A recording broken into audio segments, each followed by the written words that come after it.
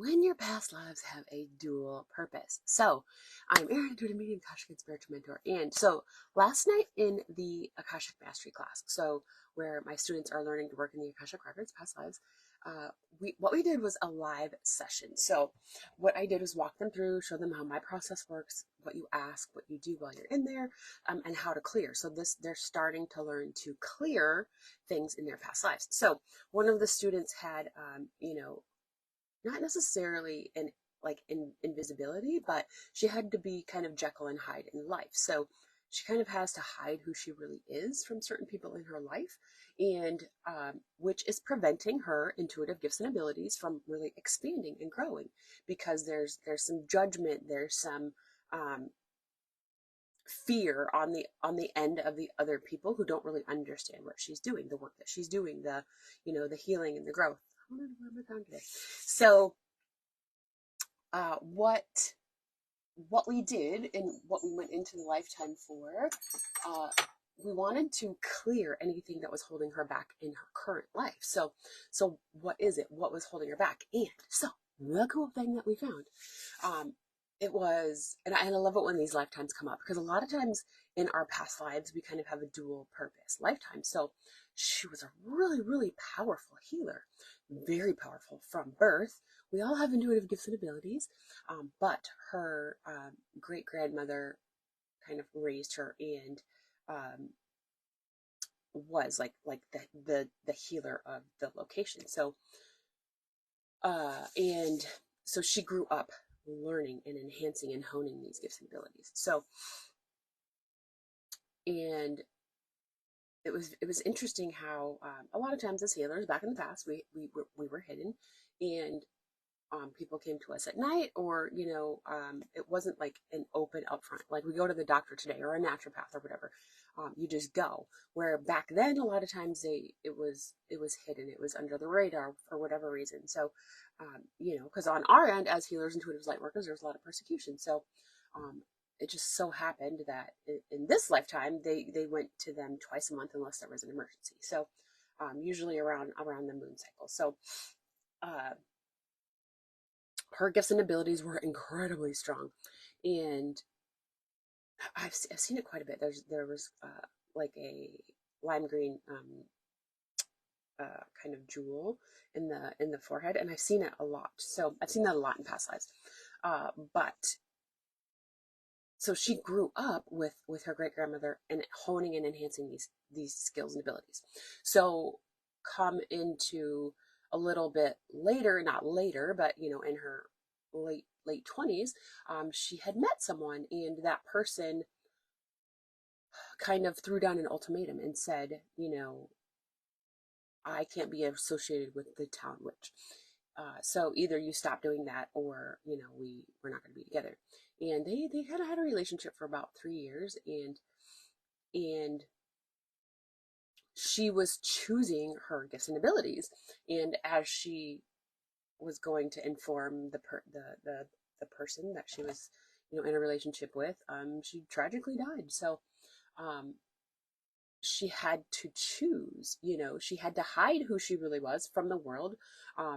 Her partner that supposedly loved her was making her choose. So once again, stay hidden from who she really is. You can't really have your power in the world. You can't really have all your power as an intuitive healer and a medium, because you are holding yourself back. So in class with the student, what we did was we cleared this lifetime. But what also happened was she was able to reactivate the energy and some of her abilities from that past lifetime. So what we did while we were in there is we really asked, do we need to intentionally reactivate? Spirit's like, no, it's enough to witness and see. So when I say dual purpose lifetime, so she got to witness her gifts and abilities, how fucking powerful she really was, super fucking powerful. But she also got to witness the tragedy, the persecution of using her gifts and abilities. So that is what our soul holds on to. So she was very powerful. She is able to bring forward, her healing gifts and abilities, whatever she's ready to bring into her soul. But then she also brought along the having to hide, having to hold yourself back, not being able to be your true self. So in her current life, there is people that are perpetuating the same theme for her. Is this safe? It's really people around that don't really understand. They're too afraid to understand. So they think that, spirituality, intuition, usually connection to spirit, Reiki, energy healing, all of those things are evil and bad. And you and this is a projection of mine, but it's like a Catholic projection. Catholic projection. You're going to hell if you're a medium. You're going to hell if you worship any other blah, blah, blah. The reality is I work for God. So I can't go anywhere but up. So, and so what was happening for her in this lifetime, she has people, friends, family that are not supporting her spiritual enhancement, enlightenment, growth.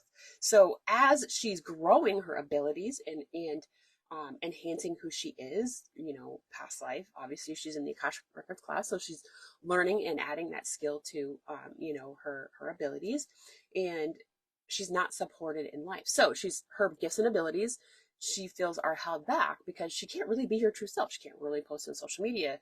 Every time she posts, she gets, feedback from people. So there was this emotional cord kind of tear in this lifetime as well. So what we did was we cleared that. And then, when you work with me, whenever you work with me, whether it's just a session or mentoring, it's not just about the clearing. And then we did do an infusion ceremony, what she's calling in ready for, but it's also, then you need to create boundaries in your human life. You need to ask your spirit team, you need to create boundaries. You need to enforce them with humans and with spirit. And then that is your work to continue doing. So you can't just say, I'm not going to let people talk shitty to me. But then people talk shitty to you and you don't do anything about it. That is not creating and enforcing a boundary. You might be setting a boundary, but you're not enforcing it. So you could ask your spirit team to enforce it. You also personally have to enforce that boundary. So, so I love dual purpose lifetimes. Like I said, sometimes lifetimes are just witnessing the hard and heavy because that's what's holding you back today. Like you had a bad relationship, you were tortured, abused, whatever it was, in that past life, and that's kind of perpetuating relationship issues today. But this lifetime, I love that she got to witness how powerful she really was, even though she only lived a very short life. Even back in that time, it was a short life. Her great grandma was like 99 in that century. Crazy to live that long. But her gifts and abilities were so strong from birth, and she got to harness and use those gifts and abilities. So then, but she also witnessed being held back, having to make a choice, having that ultimatum, doing what I'm meant to do, or being with somebody who makes me not allow me to be my true self. So, but in going and telling the decision to that man, she died tragically. So she really died, not being able to stand her ground, put herself first, whatever it was. So it just really stuck with her soul. So we cleared it, released it, removed it. And, that's why I love past life work. The duality, the dual purpose lifetimes are my favorite, because sometimes it's like, holy fuck, is that what it really is? But it can be super powerful and very enlightening. And if you are not working in your past lives, if you're an intuitive medium, healer, starseed, whatever it is you are calling yourself, I never call myself a psychic medium, even though that's technically what I am. Psychic, that word really gets blacklisted on social media. So, whatever you call yourself, if you're ready to really, and if you are on your healing journey, your growth journey, your intuitive journey, unless you are doing past life work, you are really missing out on a huge chunk of who you could be, what you could be doing, shit that is really holding on, that your soul is really holding on to, that's holding you back today.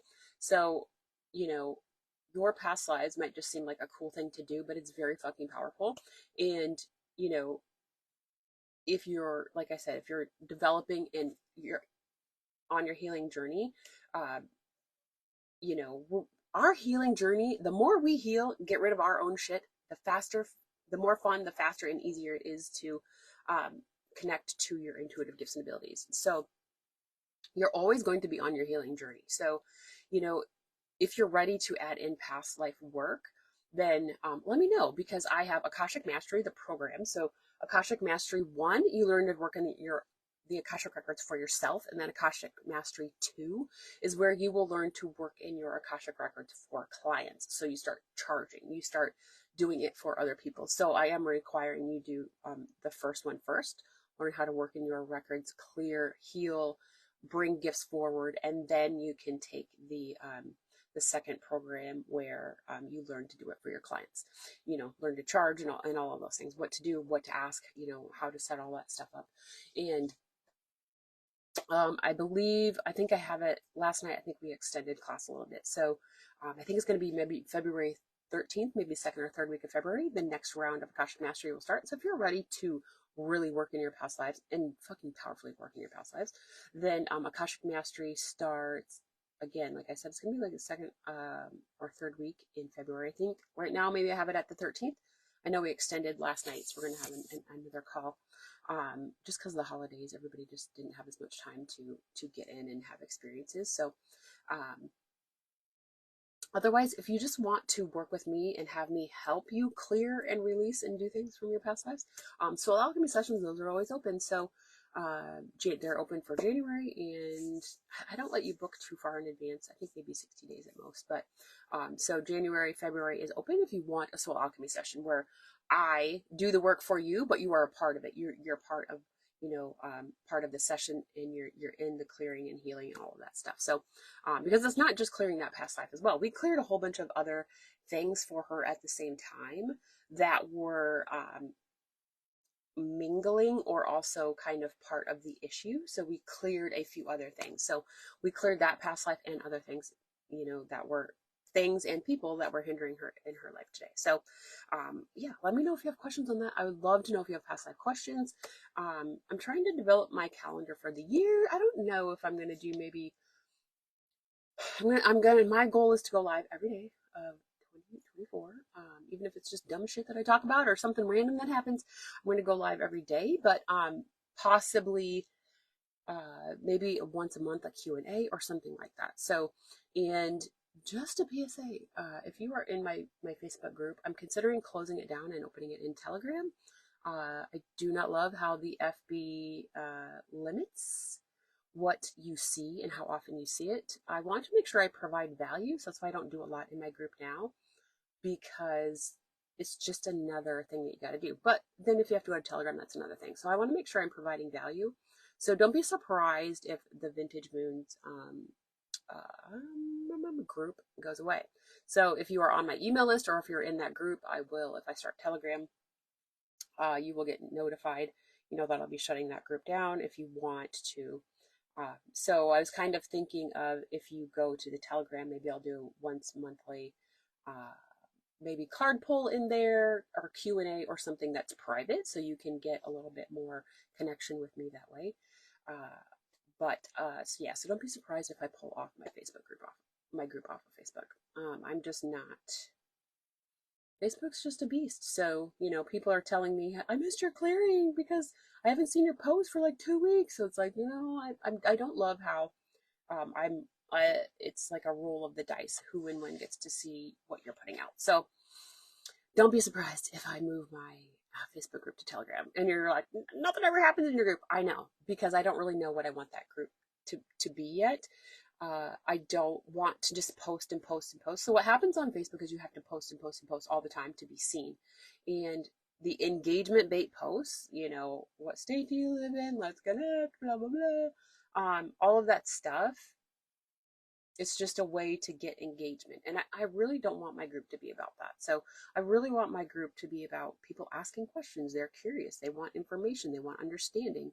And, you know, so if, you know, don't be surprised if you're in my Facebook group when I put that announcement up that I'm moving it to Telegram. You do not have to come over to Telegram. I fucking love Telegram. But if you actually want information, you know, I'm not going to say I'm going to post in there every day. I'm not going to say I'm going to go live and give all of this I don't know what it's going to be like, but I was considering if I move it to Telegram, maybe just doing a Zoom call where it's a card pull, or you can ask questions or whatever. So maybe a monthly Q&A and maybe a monthly card pull, something like that, insights, whatever. And then, maybe just little tidbits, clearing or protection tips or whatever. But that will be on Telegram. It is no longer going to be on the FB because I'm tired of the limitations. So don't be surprised. I'm taking a little break off my emails this week. So if you get my emails and you're like, well, you're going hard and heavy, now you're not doing anything. Yep, I give myself a little break from emails this week. But my birthday is on Monday. So not sure what I'm going to do. If I'm going to give a discount, what I'm going to do, not really sure. So I know I have 3 spots open for private mentoring. And Akashic Mastery starts, like I said, maybe February 13th. We extended class last night, so there's another call in there. So I think maybe February 13th for the next Akashic Mastery class. If you're ready to work in your past lives, powerfully work in your past lives. Heal, clear, really clear. Bring forward your intuitive gifts and abilities, reactivate your gifts and abilities, and really enhance your healing journey. So clearing karmic cords and vows and curses and all of that shit that are fucking your life up today, holding your gifts and abilities back. And so I have 3 spots open for private one-to-one mentoring, Akashic Mastery, and then Soul Alchemy sessions are open. I have other stuff that I always have as well, but I don't know. I'm just going to talk about what I feel called to talk about in the moment. So like I said, I'm going to try to go live every day of 2024. I did miss the very first day, but I'm going to try to get the other 364 days. So don't be surprised if you see my face a little bit more. But otherwise, I hope everybody has an awesome, I had to think about it. This week is all kinds of fucked up. An awesome Friday. I'll talk to you later.